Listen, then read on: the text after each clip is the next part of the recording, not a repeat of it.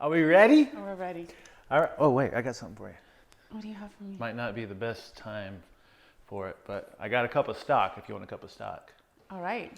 Bone stock? You drink bone I stock? drink bone stock. I just haven't made it in a while. Oh, yeah, this is from chicken. So, got my professional little studio here with the mugs. Love it. How is it, all right? Is that your recipe that you have in the book? Or Yeah. do you- Yeah, it's just different bones, you know? Like. Wow, that's really good. And then, I don't know if I should bust this out right now or not. Maybe we'll save it for after. Oh. Your nemesis. Yes, my nemesis. Oh. All right, awesome. So, sitting here with Colleen, why don't you just introduce yourself? Because you can do it better than I can. My name is Colleen Miller. I am 47 years old. I am an accountant by trade. However, I have a significant passion for nutrition and health. I have been trying to work in the health and nutrition industry for quite some time on the side. And meeting Paul has actually given me a new outlook as to how to engage in that. Yeah. What brings you to Vegas all the time? I was always like, because I met you at the dog park. I have a buddy. We met at a dog park. I have a buddy that lives here. He's a really good friend. His name is Chandler. I come and visit him, and he just recently, in the last few years, adopted a boxer. So I come and visit her as well. She's my new best friend. So y'all were friends before, or did you live here or something? I've never lived here. Okay. We met Chandler about 7 years ago, and that's what brings me here on a regular basis, is to come see him. Okay. That's cool. So yeah, we met at a dog park. And then, yeah, you always struck me as a very health conscious person. So, but then what made you reach out? Because I remember, I don't know if I got a text or we were talking at the park or something like that. Like, what made you reach out? So Chandler started with your SHT program, and he swore by it. He noticed the significant difference in his physique, in his mental clarity, in his well-being. And he knew that I was always in that search for that key, that ticket to health. And so he thought that I would hit it off with you and that you'd be able to give me some insight to maybe something that I was missing in my journey. And so that's why I went to the dog park, was to meet with you in person and see if we could maybe connect. Oh, I didn't know that. Yeah. Well, I mean, you were probably going there anyway with him, right? I was going there anyway, but he said maybe Paul will be here and we can, set up a time for you to talk with him. Yep. So then, what is your vision for yourself in health? You know, like if you just had to break it down, summarize it really quick. My future vision, or? Yeah, just or whatever comes to mind when I say, what's your vision for yourself and your health? I just think to overall be healthy, eating clean and whole, and having full-on energy, having a good work-life balance, not making exercise and eating my focal point, but having it part of my everyday life, so I can just have this healthy balance. Yeah, so health integrated with everything that you're doing. Yes. And it gives you the results that you want without having to be obsessively focused on it. And when you say obsessively focused, I was obsessively focused. Yeah, I know. So, and you feel like you're hitting that or meeting that or moving towards that now, right? I feel that I have found that, as Chandler put it this morning, that golden ticket. Yeah. And I've hit that. I just need to now maintain it and keep consistent. Okay, cool. So, so then you have an interesting journey, right? That kind of brought you to where you're at. And I feel like, when we were talking about it and I was reviewing it, it's almost like your story is our story, is like a lot of people's story, especially women's story, So, what's the first thing you remember from a health perspective? I remember you saying something about being health conscious in high school. In high school, I would say, for lack of a better term, a little chunkier on the chunkier side. And I started to kind of look at what I was eating and how I was eating. And back then, eating white bread and all these white products were okay, but they were starting to come into the mainstream that you should eliminate them. So that's what I started to eliminate. And I just did baby steps. And every few months, I would try to eliminate something else to make it part of my routine, to make it not feel like I was being deprived of something. So where did you get the idea for that? Because when I was in high school, I didn't have much of an awareness around health and eating better or anything like that. You know what I mean? So what was Where did you get was it your parents or where did you No, get that? definitely not my parents. I just did a lot of research and I paid attention to different talks and seminars. In high school? Yeah, in high school. I know we didn't I would just research different things. I ideally wanted to be a naturopathic doctor and help people with their health and make a difference that way in someone's life versus the path I went down of accounting. But it just wasn't something that I didn't go after that path. Yeah. So I was always searching out, I was looking at books, anything I could get my hands on, I was actually trying to research that and get more knowledge. You were like a seeker, but in high school, that's just what blows me away. I mean, it's like most kids in high school are not health conscious at all. But your motivation at that time was being a little bit overweight. So you're self-conscious maybe or something like that? And that's what drove it, or what was it? Well, it actually goes back further. When I was really young, a specialist put me actually on a diet when I was in grade 4. He said I was 8 pounds overweight, so my parents put me on this very strict diet. And back then you would have called it the Weight Watchers No Choice Plan, is what it really resembled. And so what's the nuts and bolts of that? The nuts and bolts of that diet? Yeah, the what'd you call it? The No Choice Plan.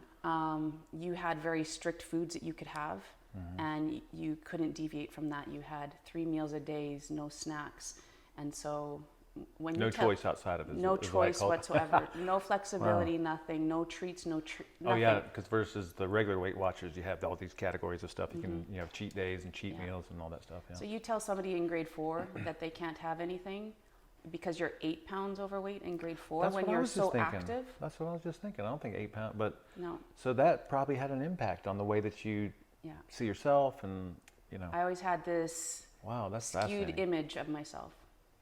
Always saw I mean, myself how could you not, starting that young and having a professional and then your parents confirm, that's crazy. So so then your high school journey though, like you got results, like what was?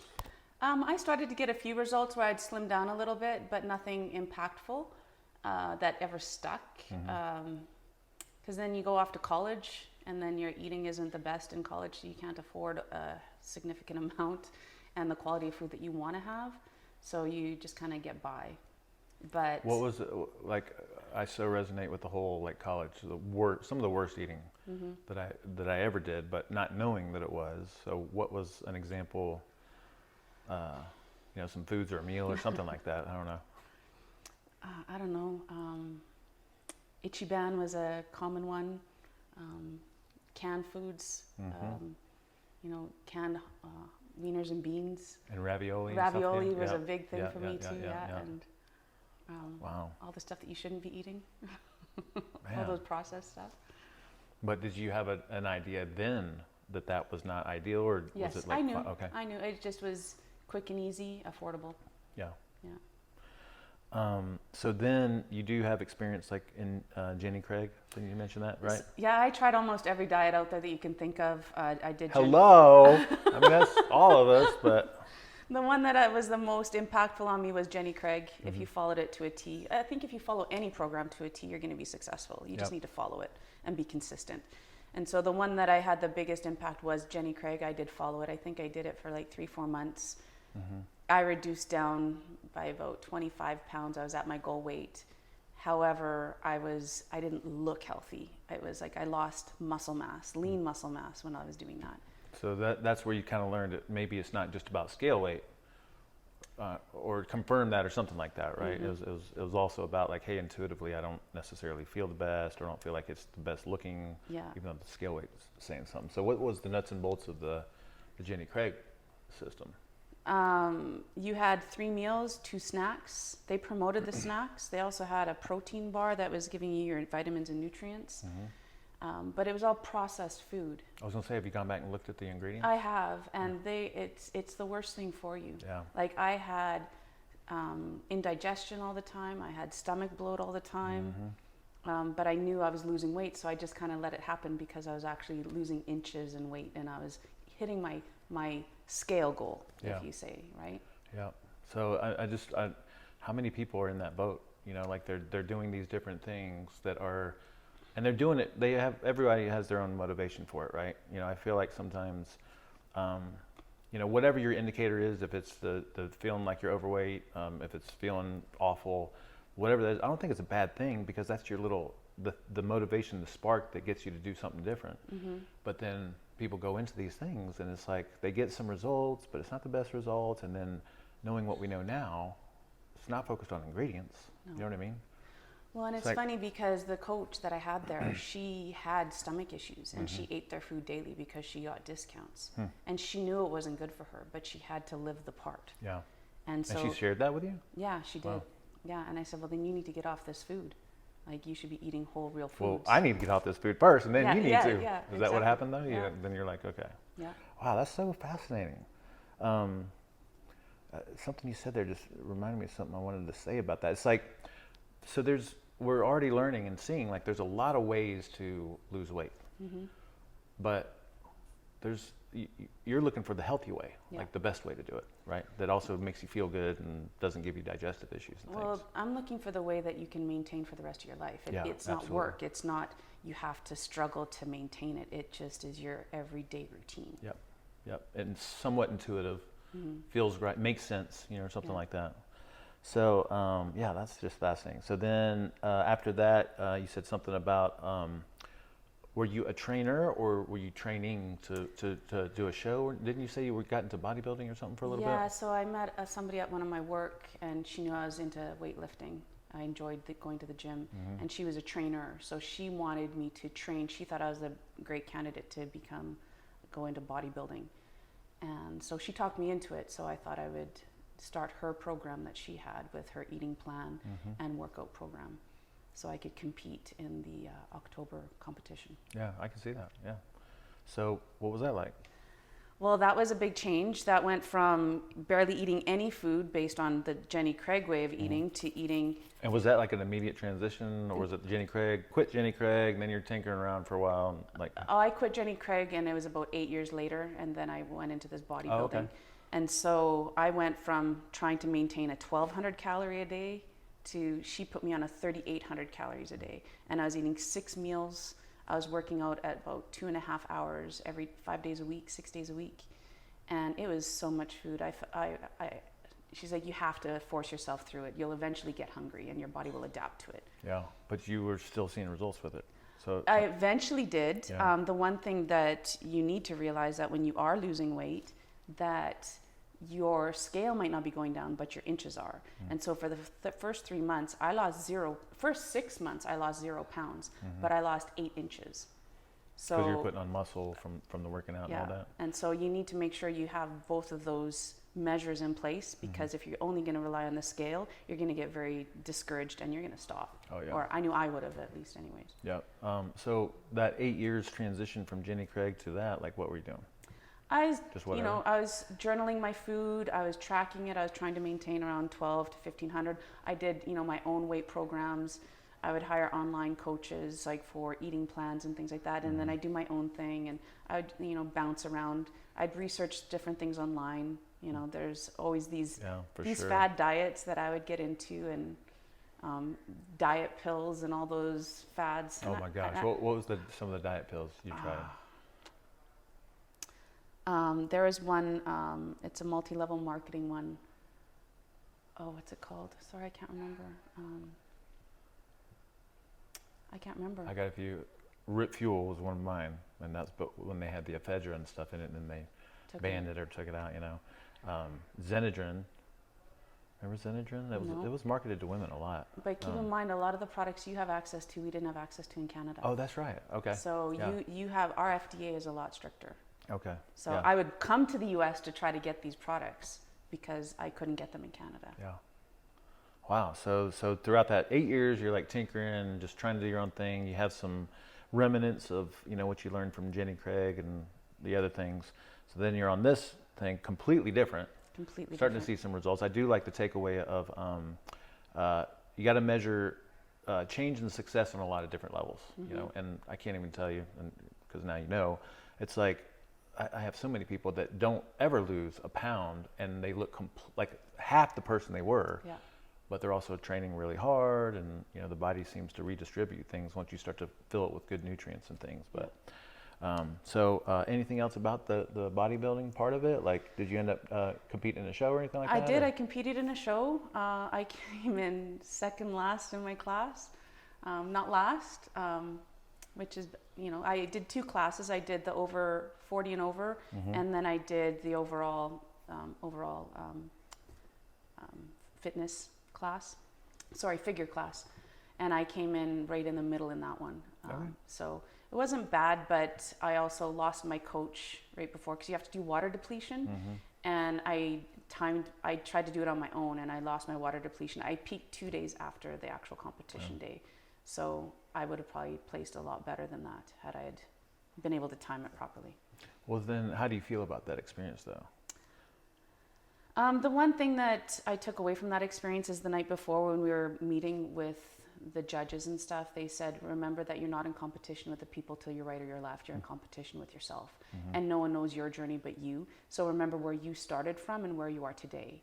And I had significant improvements. At that point, I had lost over 16 inches on my body, and I had lost, I think, around 15 to 20 pounds. So that was significant. And my physique had completely transformed. Like, I was a whole different body. Even though I was the same weight that when I met my goal on Jenny Craig, I couldn't fit into those clothes because my physique changed. I actually had muscle, and the transformation was unbelievable. I can see like why you're so like addicted to working out now. So now that kind of explains it. You put on a lot of muscle at one point, really liked it. Anything else that from that experience, Well, positive or negative, it's the one thing that I learned from that experience, or that was ingrained in me, is that you had to eat 5 to 6 meals a day. You had to have your protein shake after your workout in order to get the best body build results. To put on that amount of mass. Yes. Yeah. And I'm learning within your program that is a fallacy that you don't need to follow. Yeah. I also had to track my food on a daily. I could not miss. Even if I was chewing a piece of gum, I had to track a piece of gum. And you didn't, what were you learning, you didn't enjoy that? I did not enjoy it, no. You become obsessive over what you're eating, when you're eating, the time you're eating. You had to eat on point at the exact same time each and every day in order to be successful. Or I had to be anyways. Yeah. But you did track most of the time, even before getting into the bodybuilding thing. Yeah. But that was a stricter version of it or something like that, right? Yes. Okay. Maybe brought some awareness that like I don't feel like I want to or need to be doing this for the rest of my life or something. It's like not that, something sustainable. Yeah. If you want to keep that kind of physique, you can't sustain that. Yeah. At all. Oh yeah, the tracking and stuff, but also it's not sustainable to keep that amount of size or something like that. No, and right? it's expensive to eat that amount of protein and that amount of food in a daily. That's another really good point. There's always these trade-offs, It's like, well, maybe we'll talk about it towards the end, or definitely off camera, about like, it's like you're trying to find this balance of eating enough food to do the things that you want to do and need to do, and have the physique that you want, but you also want this ebb and flow of not eating enough so that you have the metabolic flexibility and the fat burning. And it's like trying to find that little sweet spot. But it sounds like, I mean, you're finding that for yourself for sure, something that's doable and livable and all that. But. Yeah, what I found now, I think, is something that's attainable for life. It's easy, and there's no stress with it. I'm so happy to hear you say that. I just remember our first few calls, like just to hear you say, like, less stress, no stress, easy, like it almost makes me cry right now. But so then if we could, looking back at those different kind of phases, what were the learnings? Like, what did you like from each thing, or what did you learn about yourself from each thing? Let's just recap that if we can. From both of them, the main thing from those learnings would be consistency. As long as you are consistent, you are successful. With just about anything. With anything, Yeah. with anything you want to follow. Like, it's just being dedicated and consistent with your approach, and you will hit your goals. Yeah. Well, and that's what I really liked about you when we first met, was I think I even said something to you along the lines of, I can tell you have the diligence. I can tell you have the ability to do. I mean, basically, it's like, just tell me what to do and I'll do it, right? So within the context of consistency, then it's like, and to highlight your point, I think you're right. Like, if you're consistent with just about any diet, especially coming from something that's worse than that diet, you're going to get results. But it's like now at this stage in our lives, we don't want just some results. We want the best way to get those results. Yeah. But within the context of consistency, then if you've got that, I guess, skill or something along those lines, then it's about finding the right thing for you. You know, maybe, and that's exactly what you did most of your life. You know, so I feel like now understanding that, knowing that, because I didn't know all that before, that is what has contributed to your wisdom and allowed you to do really well in a real food way of eating. You know, or whatever you want to call it. This. You know, so man, see that I'm learning something new about you now. So then, what would you consider to be, well, you said something about like going into depression or having some anxiety and issues and things like that. So can we talk about that, or is that off limits? No, we can talk. Okay. So during the pandemic, I went through a breakup, and I went through a state of depression. It was quite severe, and the only thing that kept me moving was going to the gym. I started to go to the gym because if you had one-on-one training, you could train inside the gym versus outside, and so it was actually safer when we didn't know what the COVID was doing, right? So I booked for that, and so when I make appointments, I don't miss them. So I kept a schedule, and I met with my trainer 4 times a week, and I started to do for me, realizing that I was doing for everyone else but myself. And so even though I was still in a severe state of depression, I still continued on, and I kind of went through the motions to try to get myself to be healthier and try to find the new version that I was going to be. I love that, because you're basically saying in the midst of some life challenges or something like that, if you can stick to a routine or the things that you think are good for you or make you feel better, then it helps you move through it to some degree, right? So how did that work out? I mean, you know, like... So I worked out for a year, and so if I took pre-pictures when I first started... What year was that when that started? That was 2020. Yeah, and I took my pre-pictures at that point, and then I took my pictures 6 months later. My weight did not change, but just the visual, I looked like I was a whole 2 sizes smaller. But I didn't build, I don't feel I built a lot of muscle at that point, and I was still kind of struggling with my eating. I knew how to eat healthy, but my trainer at the time was giving me, I'd say, not the best advice, right? It's like, as long as you meet your calorie intake, it doesn't matter what you eat. Like, if you want to eat this type of ice cream that has all these other additives because it's high protein, go ahead and do it as long as you just hit your calorie intake. And I knew better, but I'm like, oh, well, look, like, he's quite fit, you know, why not try it? Like, because I was still in that state of depression, right? So I fell into the unhealthy foods with it. And so it's almost like any kind of guidance would have been good guidance at that time. And you're like, okay, I'm gonna listen to this guy. It probably helped you maybe rationalize some things that you hadn't been able to have for a while, and now you can have them again, you know, or something like that. Yeah, and it wasn't the best advice, but I went with it. And I knew it was wrong. I knew deep down it was wrong. It's not what I had studied, and it's not what I believed in. But I'm like, oh, I'm just going to go with it because I really didn't give a shit, right? Yeah. So then how did that change? Was that the time that we met? That was around the time that we met. So fast forward a year ago now. When did you have to fire your trainer? I did. I actually. Did you fire him, or did you just say, hey, this is my last session? Actually. Oh, okay. Yeah, I did fire him. Yeah. But I fast forward to a year ago when we met, when Chandler said, hey, you want to meet Paul? And I started to look at the book that you provided. And I'm like, I know this. Like, I don't need to read a book. Like, I know how to do all this. Why am I not doing it? But then we set up our sessions, right, to start going through it. Yeah. Well, I mean, I think a lot of people, by the time they get to me, I feel like we're like the Rugrats of the diet world. Right. I don't know if that's the right, or the what do you call it? Not the Bad News Bears. It's like we're the leftover. It's like you've tried everything else, and now finally, you know, let's try this now. And let's try this. We have nothing else to lose at this point. That's right. That's where I was. So most people are very similar to us, and that is they've tried a lot.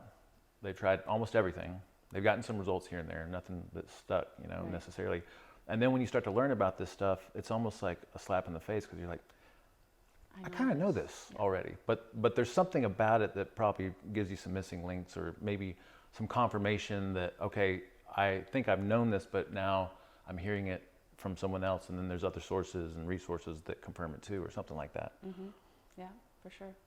So then, what was the experience like for the first little bit? You know, For the first little bit, I struggled because I was still in that state of depression. I wasn't believing in myself. I still had that coach on the side, that trainer on the side, and I wasn't seeing the results. Like when I would talk to my buddy Chandler and I talked to you, it's like if you engage, you're going to see the results. And I'm hearing all the stories that you're having within the gym of where you work out of, and I'm like, I'm not seeing those results. Like, why aren't I? And I started. You told me not to journal because I wanted to take away my obsession of journaling. But I had to reinstill it because I needed to see where I was cheating myself, because I knew deep down I was cheating, and I didn't know how I was cheating at that point. Yeah, I think that was the realization at some point in there. And again, we all do this. So this is your story is my story and everyone's story.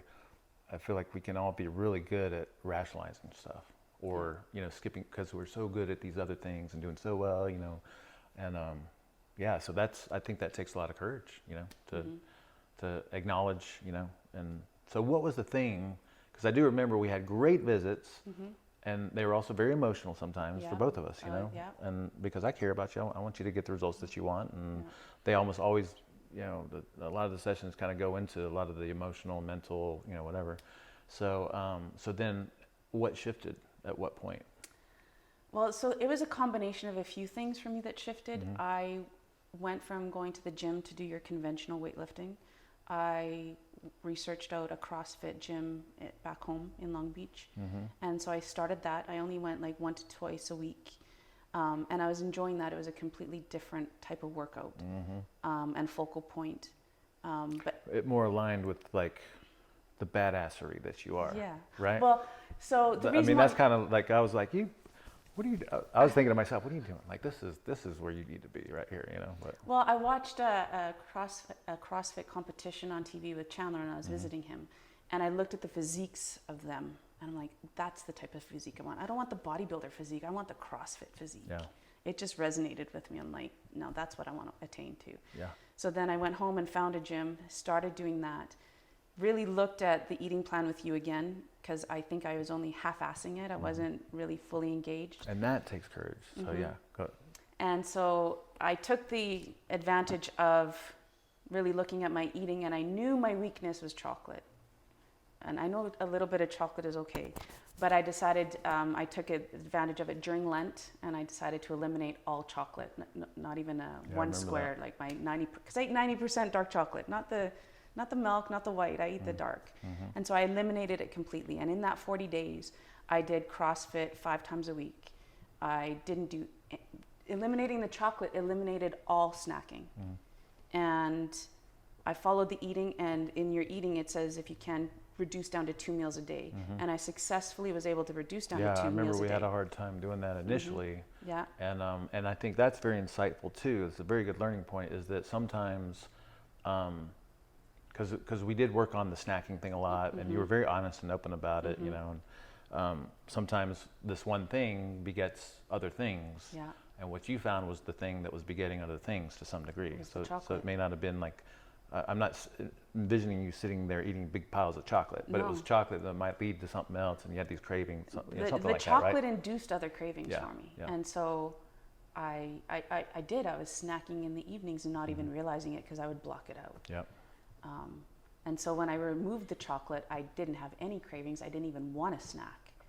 But it helped me stay on point with just the 2 meals, and that was it. And I ate within that 8-hour window of the 2 meals, and that was it.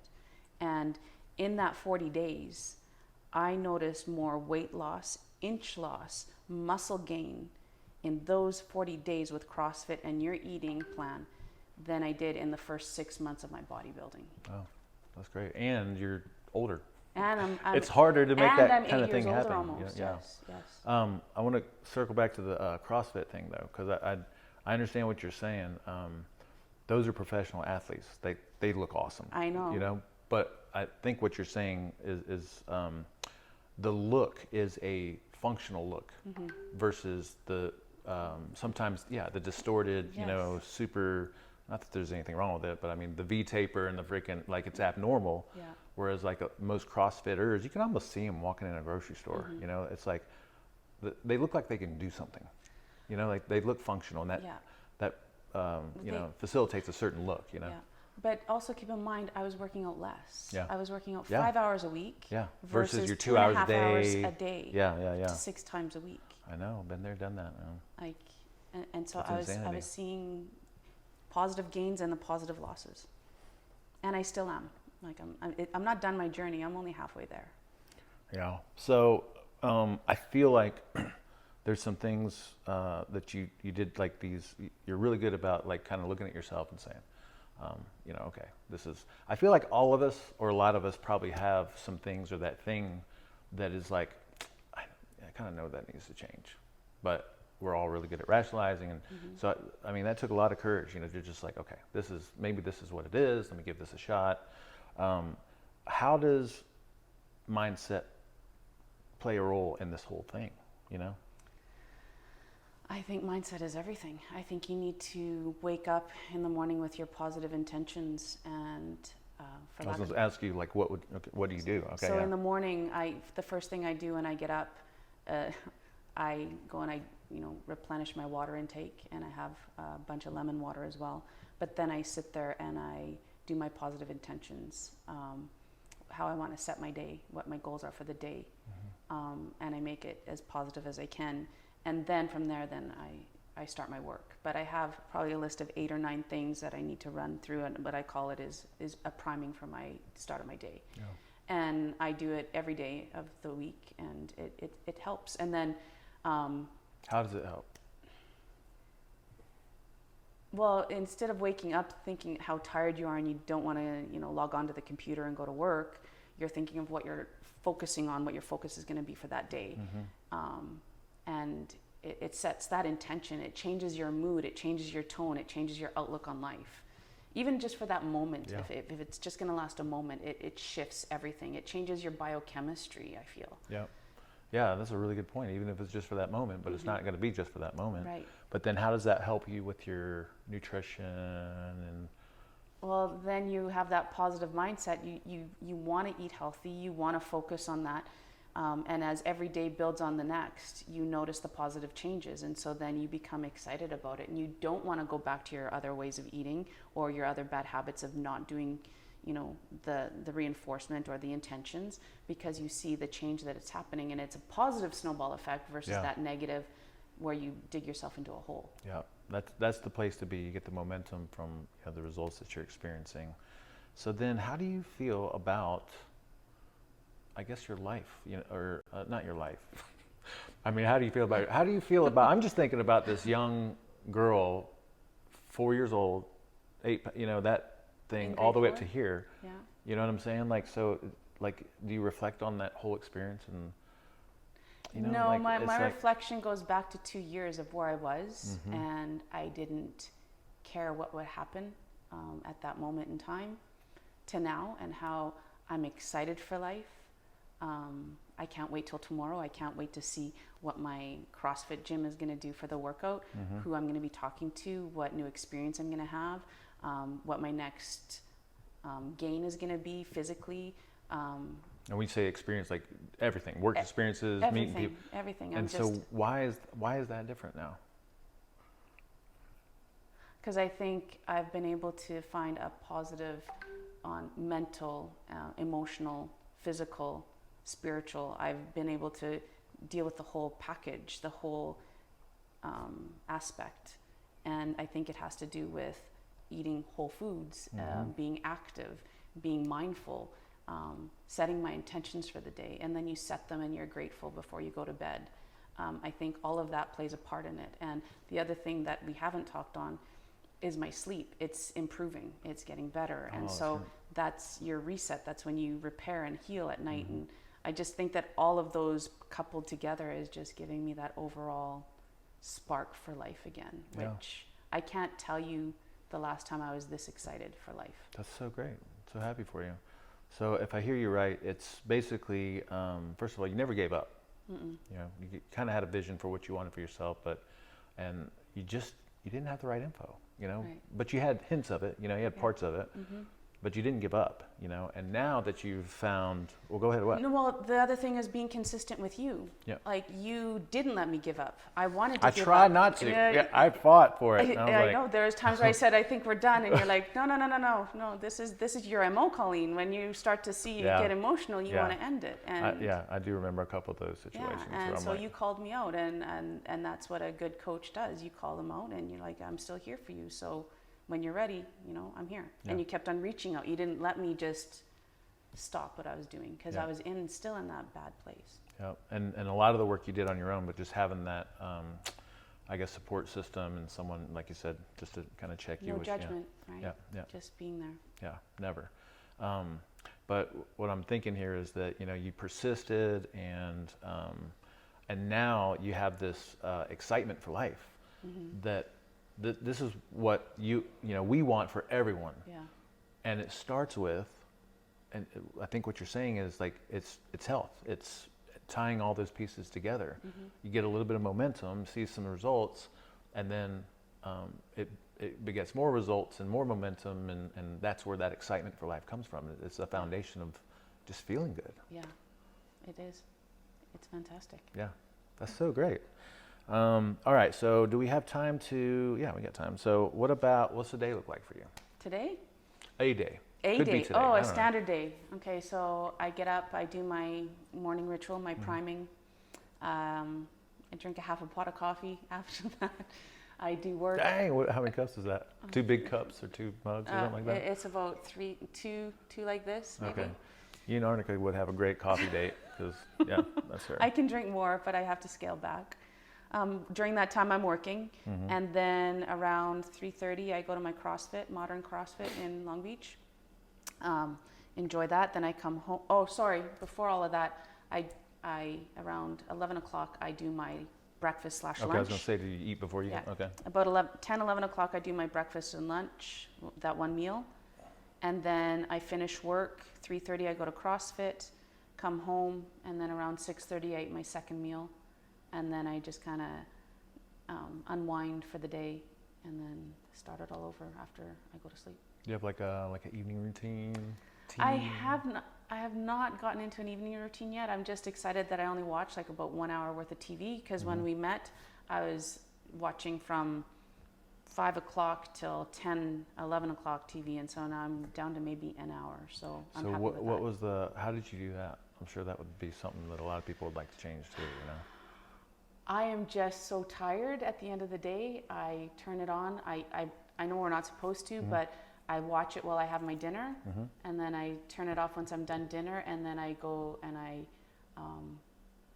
I'm trying to get into books and reading before I go to bed. So I go to my bedroom with my books. I don't always read, but I'm at least, again, searching the internet for more knowledge and stuff like that, because I just want to continue to learn on nutrition and stuff. But that's our intention too. Like, we have books, and sometimes it happens, sometimes it doesn't. But I was just thinking, with the whole titrating back on the TV thing.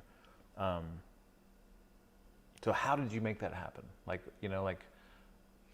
How did you go from so much to so little? Was it just an intention, and then you're like, it was just an intention. So for me, which I don't understand, is if you have a challenge, you're like, here, we're going to start this challenge. As soon as I start it, I do a self-sabotage. I can't do it. So if I just say, okay, I let it be, and then within about a week or two, it just slowly starts to happen naturally. Because you have the intention for it. Yes. Yeah. Like you said, the morning thing, or however you do it, like having some intentions, a vision, things that you want to change, just having that in the back of your mind plants the seed. It's almost like it's inevitable that it's going to happen at some point. And I agree with you, and everybody's probably different, but I do agree with the whole sometimes being too harsh or abrupt or something like that isn't the best way. Giving yourself some flexibility, something like that. Is that what you're saying? Yeah, so what I did is I put like my morning priming steps that I wanted to do. I said I was going to do them for the next 10 days. And so I did those, and then I also had my 3-month goal, and I wrote out 3 goals for over the next 90 days of what I wanted to attain. And so I would see those every day when I would walk into my office. And it was easy for me to do those 10-day priming, and that just become habit now. it's natural. I don't even have to think about it. I don't have to look at what they are. Yeah. It's part of my daily routine. And then I didn't know if I was going to hit those goals. I just knew they were there, and I would see them on a daily, and my daily patterns, my routine just fed into it naturally, if that makes sense. Yeah, for sure. So constantly looking at it, starting small with something, but something that you can do consistently until you feel like it's like a habit or a part. It's like, okay, I got this part of it, you know. But the seeing it is important too. You got these other goals, but just looking at it, you know, having it in the back of your mind, filling your consciousness with it to some degree. At some point, something shifts. You know, right, and you also Right. need to know that, you know, you might have a day where you're not very successful in following that, and you just restart with the next day. It's okay. Yeah. Like, we're all human. We're all gonna have days where we fall down, and I'm gonna indulge in this chocolate that's in front of me here, even though I know it's not my the best thing for me. But There's worse things out there. there is definitely worse things out there, but I'm gonna enjoy it, and it's okay. See, and that's great to hear, because that doesn't sound like something you would have said when I first met you. No, definitely When I not. first met you, it was all or nothing, and that was it. And you can't live with the all or nothing. I That's know. not how you live life. I know. It makes me very happy to hear that. So what about, I want to know what you eat exactly. Like, if you got these 2 meals, like, what is it? Is it more meat, more vegetables, balance? Like what? Carbs? So it's pretty boring. Boring's But great. Monday through Friday is the same thing, just because with work and being on calls. Mm-hmm. So my morning meal is I make a green smoothie, which is spinach, cucumber, celery, ginger, and lemon, water and ice, just because I can't crunch while I'm talking to clients on the phone. Mm-hmm. And then I also do a protein shake with my collagen in there. And so I have that. And then I sometimes... All that together? I have 2 separate drinks, right? But together at Yeah. the same time? Yeah. That's your 11:30 thing or That's whatever? my 11 o'clock meal. 11 o'clock? And then sometimes if I feel I need extra protein, I'll make, you know, some chicken, or I'll have some hummus on some, you know, the seed crackers that are, you know, non-flour crackers, if I feel I need a little bit more. And then I don't have anything until about 6:30, and typically it's either ground turkey, ground beef, with broccoli or green beans, and maybe a third a cup of rice. And I season the broccoli and the rice with some spray coconut oil with a little bit of sea salt, basic. And the last thing I have as part of my meal, because I used to snack on lots of chocolate, I take cauliflower rice and I cook it with cinnamon and vanilla. I add some almonds and berries, and then with the almond milk, and I have that, and that completely satisfies my sweet cravings. Wow. And that's it. That's my day. Is that cold though? Or Yes. Like, okay, so you cook the cauliflower first, and then it's in the I fridge let or it something like cool, that? yeah. Okay. Yeah. Wow, that sounds like, you need to share the recipe. That sounds really I can good. do that. Let's see. So, but Right, then yeah, that's right. Monday through Friday. Okay. So then Friday night, that's my treat. Mm-hmm. I will go off of plan, like what I say plan, and I will have a margherita pizza, because I don't do dairy, right? But I do at that point, or I'll order a Thai meal, or something. So you do have some dairy with the pizza. Yeah. So does that do anything to you? Do you No, know? because it's maybe I do the pizza maybe once a month, so Right. I'm good. If I do it daily, yes. Okay. Like Yeah. what? What do you notice? I just stomach bloat. Yeah, like what have you learned about yourself through this? Like real food, so dairy's not Dairy is not not the best good thing. for me. It just, if I consume it on a daily, I get stomach bloat and I can't lose weight. Yep, It gives too much inflammation in my system. that's great to learn. And then if I start eating sugars, I feel like I don't feel good if I eat too much sugar. Yep. Like even natural sugars get too much for me. But it's okay to have one meal or even 2 meals over the weekend that is more off plan. I'll say non-SHT. You still can hit your goals with doing that. Yeah, I love that. I love the flexibility and the balance in it, and I love the non-restrictiveness of it. You know, it's not an all or nothing. It's just most of the time I'm doing this thing that I know works for me, and then I'm also very flexible with it. So a successful day for you then, if I'm hearing you right, is like your morning priming, right? And then also you have your shake and your lemon water and all that. Or lemon water is just Part a of the morning prime, thing. yeah. Oh, okay, part of the priming thing. And then you got your workout, right? And then you just eat really good, whole, nutritious foods, most of the time, except weekends, you're a little bit more flexible with it. Yeah.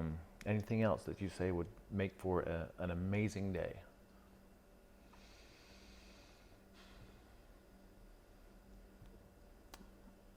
I don't know, when I'm at the gym, when I hit a personal record, yeah. that's a great day. I feel I feel accomplished. You're in what Chandler and me call the honeymoon phase. Yeah. So you're hitting like PRs. I'm hitting PRs at least one a week right now, so it drives me for the next day, and it drives me to keep my eating the same.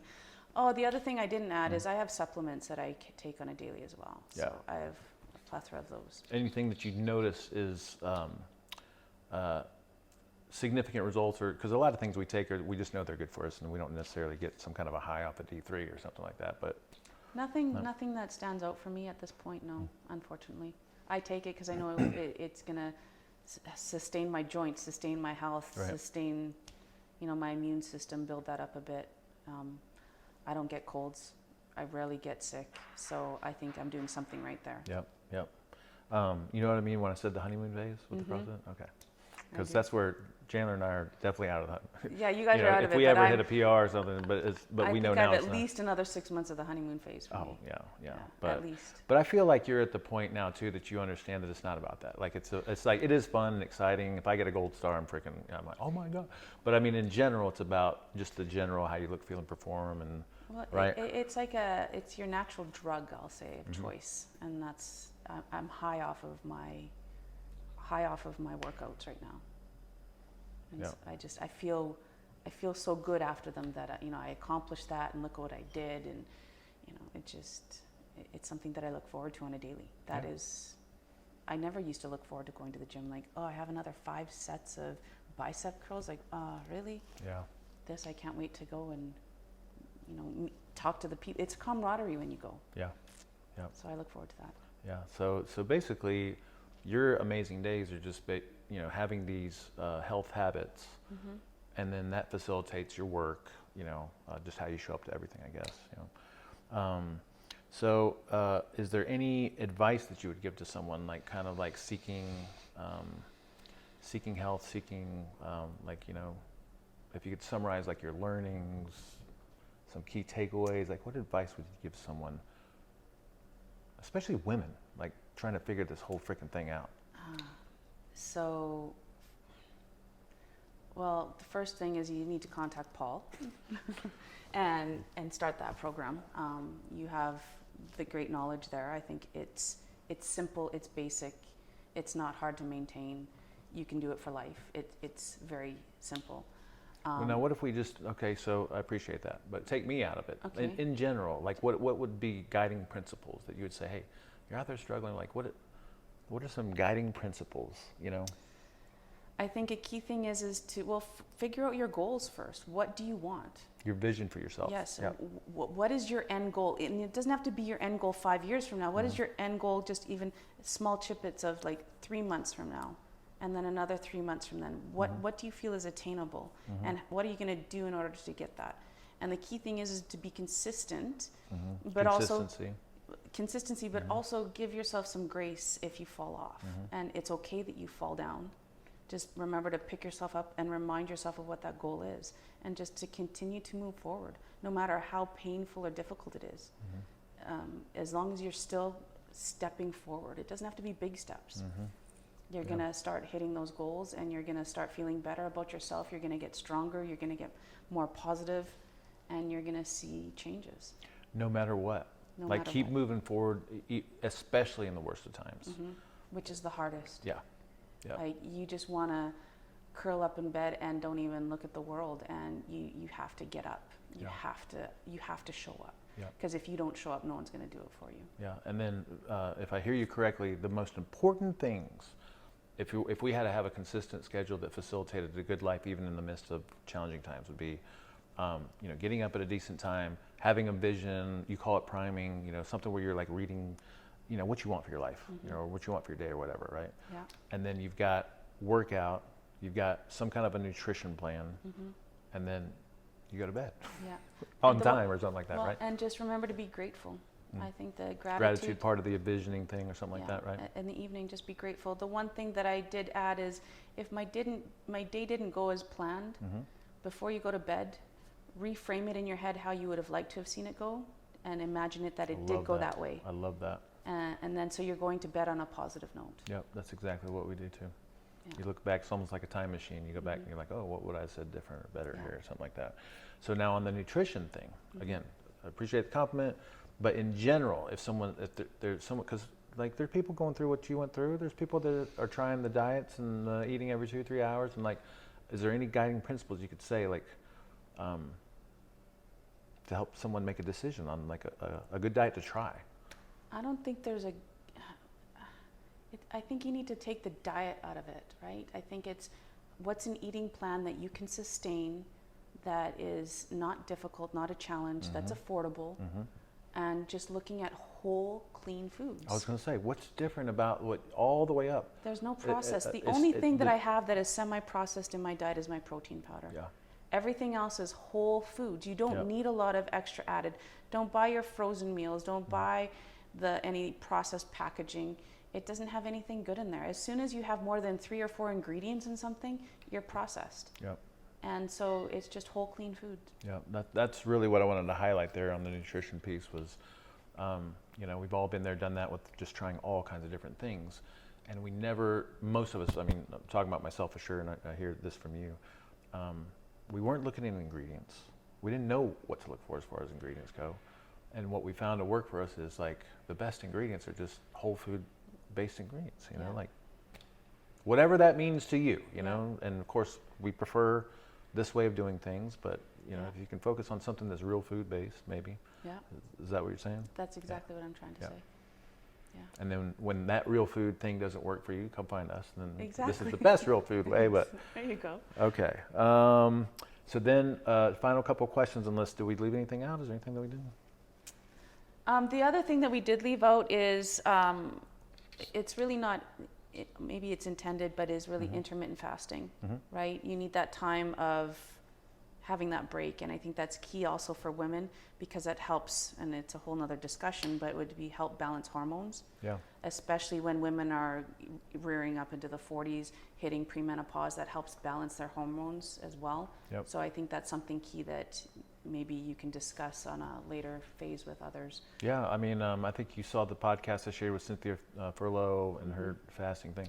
It's so funny because that's another one of those areas that's so controversial, especially with women, because a lot of women say that you're not supposed to fast because it messes up you know, your cycle, fertility, and things like that. Well, there's definitely times that you want to be aware of, you know, fasting versus times that you want to be way more flexible about it and not too neurotic about it. But I'd love to hear you say that, because I think you said earlier, first of all, the space is where we have our metabolic flexibility and fat burning, but also, if I heard you right earlier, you said that having this, going from eating every 2 or 3 hours to only eating 2 meals and having a plan or a guideline for those meals makes life so easy. Yeah. Like your decisions are made. Yeah, it's simple. These are my 2 meals. It simplifies, you know, like, your life. It really does. Yeah. But it's something to talk about into more depth at another time, for sure. Yeah. Yeah, and that's another one of those things that you evolved on too, because I remember we tried that in the beginning, but once you figured out your sugar handling issues with the chocolate that led to other things, it made the fasting so much easier. Sounds like. It just kind of fell into place. Yeah. It just made it easy. Yeah. I'm not hungry. Yeah. Right? Yeah. And I was always hungry before that, so. Yep, yep. That's great. All right, so how are you going to continue this moving forward? Anything come to mind when I asked that? I'm just going to continue with my routine, but I need to clean it up because I've hit this halfway mark goal, I started to lapse a little bit and I'm not as strict. And so I just need to kind of revisit my goals again and reset them, reset my intentions for the next 3 months and continue with it. What about longer term? Like what would you say would be some thoughts or advice or something? Like, how do you make sure that you continue with this for the rest of your life, you know? I guess, well, I check in with you. Having some accountability. Yeah. Or some support, I need support, accountability to make sure that I'm staying on point. Yep. I think that's the key thing for me, because you can quickly, easily fall off of it if you're not paying attention. Well, if you're on your own, I just can't imagine, well, I guess I can, because I was there for a long time, and so were many of us, but it's so much better having a group of people that kind of believe in the same principles. Yeah. you know, because then first of all, you don't think you're crazy. Yeah. You know? Because there was a time starting out, it was like, am I doing the right thing? Like, but you got all these other people that do. So finding some things that work for you, and then also some support somehow, you know, whether it's a coach or whether it's some friends or family members or a group of people that believe in some of the same principles. I mean, that can keep you on track too, versus being completely solo and out there on your own. Well, it's similar to CrossFit. You have a community. You want to have a nutrition community as well that you stay accountable to or part of, and you just support each other. Yep. Right. So it's the same idea. Yeah, and that's what you got. You got us for the rest of your life. I do. Yeah. Yeah. Yep. I'm pretty blessed. Yeah. Well, cool. I think that was awesome. Yeah. So maybe we'll come on for part 2, do a little check-in 6 months from now, something like that. So we're at with things. And Are we done recording? No, I mean, we can be. Okay. But we're not going to cut that out. Oh, okay. What? Well, no, because I also wanted to touch on my DEXA scan, right?